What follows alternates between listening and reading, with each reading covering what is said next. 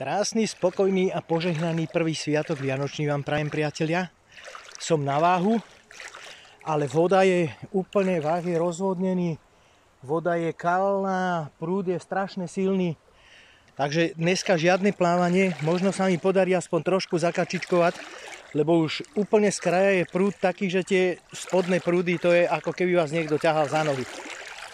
Takže skúsime dať aspoň troška, aby si telo mohlo odpočinúť.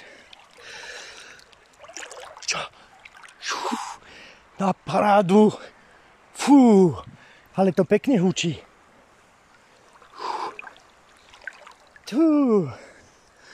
No teda, prúdisko je riadne silný. Dáme nejaké 3-4 minútky, ale ma bere.